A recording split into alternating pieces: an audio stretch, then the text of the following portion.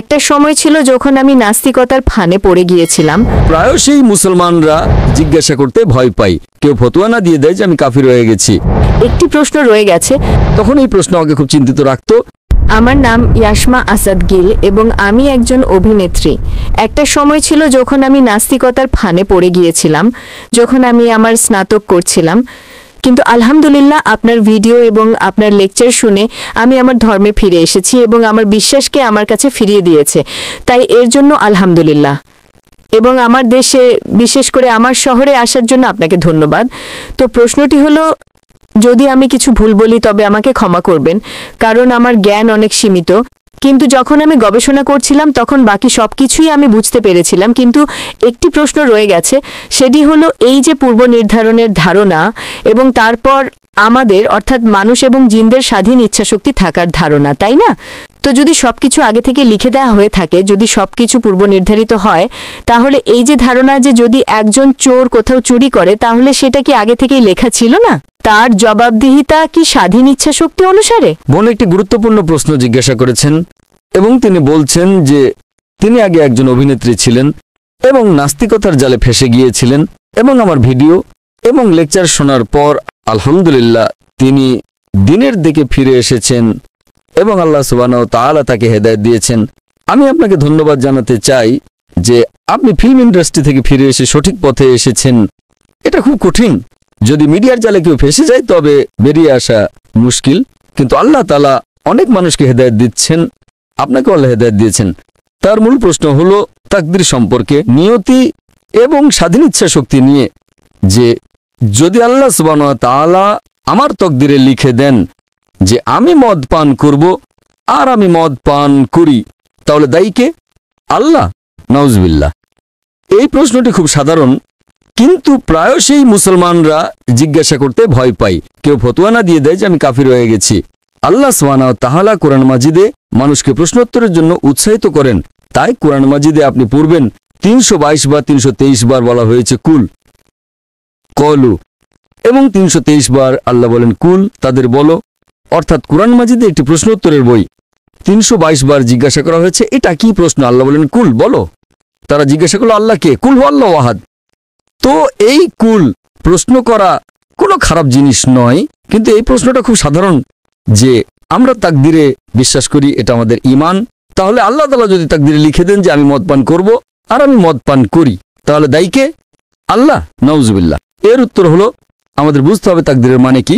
এই প্রশ্ন যখন আমি দাওয়াতের ময়দানে প্রায় 35 বছর আগে শুরু করেছিলাম, তখন এই প্রশ্ন আমাকে খুব চিন্তিত রাখতো। কেউ আমাকে জিজ্ঞাসা করেনি। এটা আল্লাহর রহমত। আল্লাহর রহমত যে উত্তর পাওয়ার পরেই মানুষ জিজ্ঞাসা করে। তো প্রথম কয়েক বছর অনেক গবেষণা করেছি, কিন্তু কোনো কিতাবে উত্তর পাইনি। উত্তর পেলাম, তারপর আমি আমাদের জিজ্ঞাসা করলাম এটা কি সঠিক। তারা বললেন মাশাআল্লাহ, ভালো উত্তর। এখন আমি আপনাদের সামনে পেশ করছি।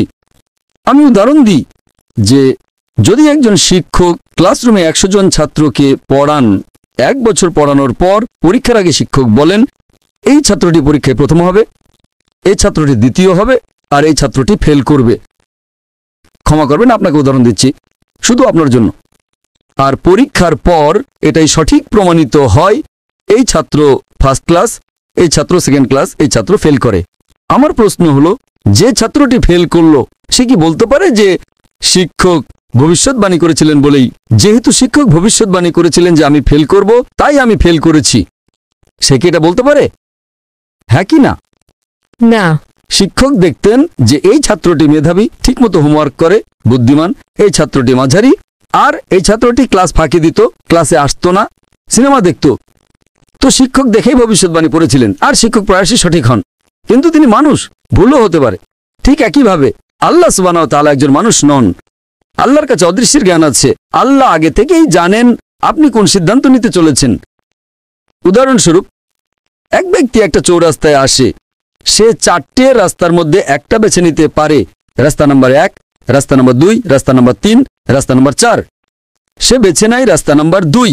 পছন্দটা কার? মানুষের, হ্যাঁ কি না? কিন্তু আল্লাহ সুবহানাহু ওয়া তাআলার কাছে ইলমে গায়েব আছে যে 5ই অক্টোবর রাত 1টার সময়, রাত 1:15 এই চৌরাস্তায় সে আসবে, তার কাছে 4টে পছন্দ থাকবে, রাস্তা নাম্বার 1, 2, 3, 4। আল্লাহ জানেন সে রাস্তা নাম্বার 2 বেছে নেবে, তো আল্লাহ তাকদিরে লিখে দেন আগে থেকেই যে এই মানুষটা 5 অক্টোবর রাত 1:15 রাস্তা নাম্বার 2 বেছে নেবে। তো রাস্তা নাম্বার 2 কে বেছে নেব, আল্লাহ নাকি সেই মানুষটা? মানুষটা বেছে নিয়েছে। তাহলে দায়ী কে, আল্লাহ না মানুষ? মানুষ। সে এগিয়ে যায়, আরো 3টে রাস্তা আসে, রাস্তা এ, রাস্তা বি, রাস্তা সি। সে রাস্তা এ বেছে নেয়, আল্লাহ জানেন সে রাস্তা এ বেছে নেবে, তিনি লিখে দেন। দায়ী কে? মানুষ।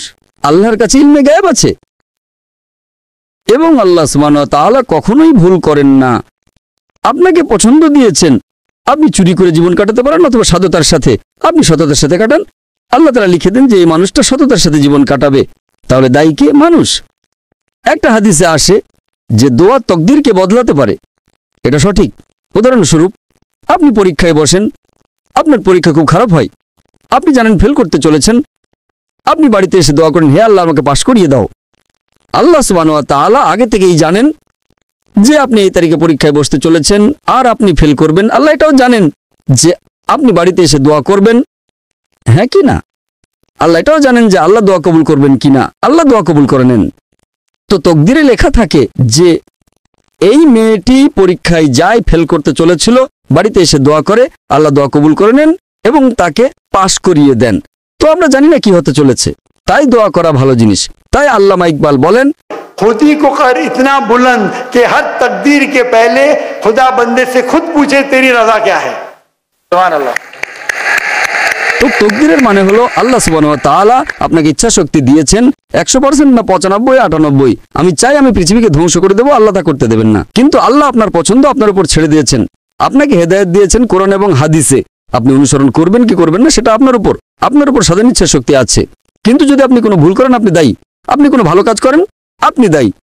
তো এই জন্যই তকদির সম্পর্কে আল্লাহর ইলমে গায়েব আছে। তো যে কোনো ভুল কাজ আপনি করেন আল্লাহ আপনাকে দিয়ে করান না। এটা যদি আপনি বুঝে নেন তাহলে ইনশাআল্লাহ আপনি কোরআন মাজিদের শিক্ষায় আমল করবেন এবং ইনশাআল্লাহ আপনি জান্নাতে যাবেন। আশা করি উত্তরটা পেয়েছেন। আপনাকে অসংখ্য ধন্যবাদ।